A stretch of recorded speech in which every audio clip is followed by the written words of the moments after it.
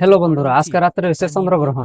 চন্দ্রগ্রহণ নিয়ে হারে অনেক ভুল প্রচারিত আমাদের সমাজের মাঝে। যেমন একজন গর্ভবতী মহিলা চন্দ্রগ্রহণ লাগার পরে খাইতে পারতো না, কোনো একটা বস্তু কাটতে পারতো না, কাটলে বাচ্চা ঠোঁট কাটাইব, এম বিষয়ের মানে কথাবার্তা আর কি। এগুলো সব কথা হয়েছে ভুয়া। আমরা ইসলামিক শরিয়া মতনে, আমরা ইসলাম ধর্ম মতনে এগুলো হয়েছে ভুয়া।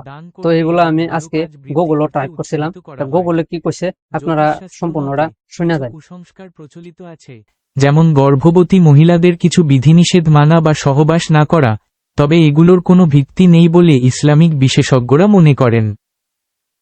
ইসলামিক নির্দেশনা ১. নামাজ ও দোয়া। চন্দ্রগ্রহণের সময় সালাতুল খুসুফ গ্রহণের নামাজ পড়ার বিধান রয়েছে, যা আল্লাহর কাছে বিশেষ প্রার্থনা এবং তওবা করার একটি মাধ্যম। ২. সৎকর্ম বৃদ্ধি। এই সময়টি ইস্তেগফার, ক্ষমা প্রার্থনা, তাকবীর, ঈশ্বরের প্রশংসা, দান এবং অন্যান্য সৎকর্ম করার জন্য একটি ভালো সময়। এবং ৩. আল্লাহকে স্মরণ করা। মহানবী সাল্লাল্লাহু আলাইহি ওয়াসাল্লাম গ্রহণের সময় আল্লাহকে বেশি বেশি স্মরণ করতে এবং তার কুদরতের নিদর্শনগুলো নিয়ে চিন্তা করতে বলেছেন। কুসংস্কার।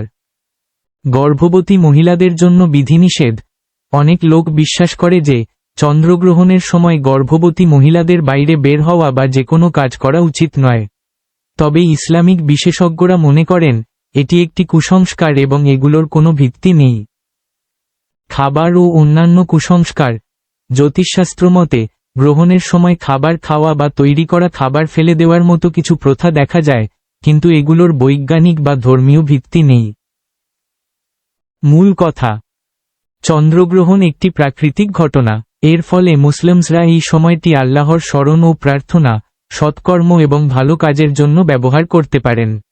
তবে এ সময় কিছু কুসংস্কার ও ভুল ধারণা প্রচলিত আছে, যেগুলোতে বিশ্বাস না করে ইসলামিক নির্দেশনা মেনে চলা উচিত।